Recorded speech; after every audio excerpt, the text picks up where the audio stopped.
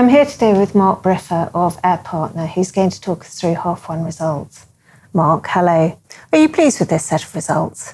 We are pleased with these set of results against a very tough and challenging economic backdrop. Our US business has performed extremely well through the first half of the year, as well as our consulting and training business at the same time. And also, I'd like to point out that we've also invested in the business, particularly in the management bandwidth and the back office side. And we took that decision consciously at the time when we started our year.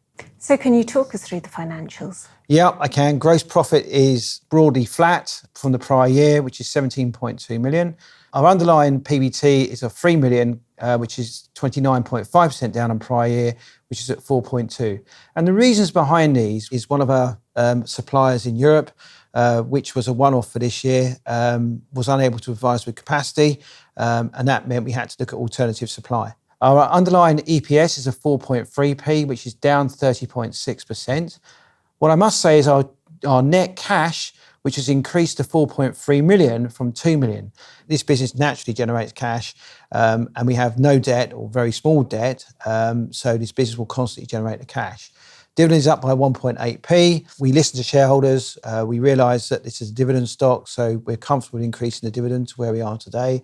We have invested in this business over the year, and as you will see, our administration expenses have increased by 0.9, which I will cover off in the operational highlights. With the backdrop of what we've achieved so far this half year, we are comfortable with our year-end forecast of achieving market expectations. Moving beyond this year end, I'd like to point out that our forward order book for the next financial year for the first half is looking extremely strong. So what stands out for you from these results? America certainly is one, and the other one is the consulting and training piece. So let's look back to America. America, with the investment in the people, hiring individuals from the competition, as well as bringing up people of our own, has really driven this business to where it is today. The private jet side of America has done extremely well. We're extremely pleased with the results that they performed over the year and how those new hires have come in and really hit the ground running. And the same can be said for freight in America, which has also done extremely well through the first half of this year.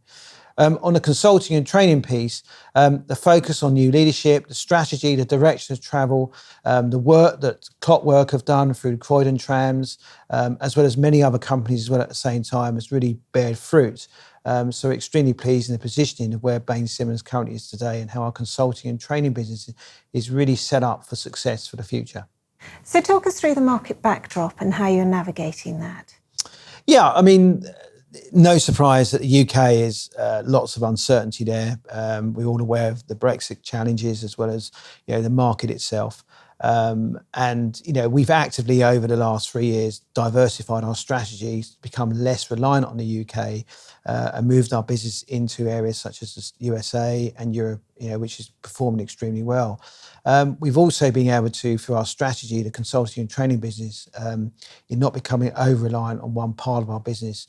And that is massively helping us to diversify revenues, become less reliant on a lumpy business, which is the charter side, and particularly in the UK. So we've seen this year, particularly in this first half of the year, of that strategy and that diversification really coming through. And we hide no secrets to say we want to see more offices. We talk about the Middle East, which will be coming online shortly. We put Houston in the year, as well as Singapore as well. Whilst early stages, we're seeing some very interesting signs and opportunities through those two offices. And in the prior year, we seeded Los Angeles, which is performing way above management expectations. So far, it's diversify away from the UK as much as you can, due to the uncertainty. Look at Europe, look at the States, look at other parts of the world, but also look at how you can actually move your business beyond charter into consulting and training into other areas, which gives you a much more stable revenue stream. Excellent. So talk us through the pipeline going forward.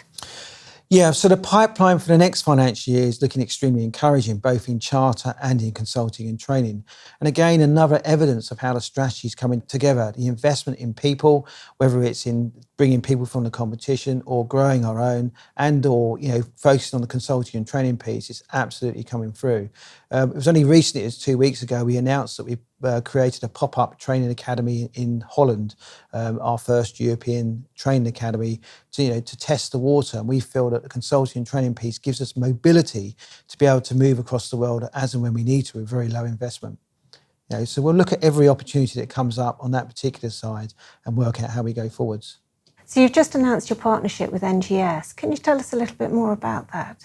Yeah, we're really pleased with this partnership for our air evacuation division. We see this as an opportunity to offer products which we couldn't offer before, which is the medical side and the close protection side. We really do see this partnership growing over the next year or so, where we can take the NGS product and offer it into our air evacuation division and our customers in there, and then hopefully offer them a one-stop shop. On the other side, we believe that NGS need our charter side to help them where they have requirements which we believe we can support at the same time. So it's a really interesting partnership, and we see some really interesting opportunities over the next 12 months. So what's the outlook going forward for the rest of this year? Yeah, we've got very little debt. We're cash generative. We've got a good dividend policy. We've got a very strong order book in 2020, and we're on track to hit our year-end forecast number, which is currently in the marketplace. So we're really excited about where the future's taken us within Air Partner. Mark, thank you very much indeed.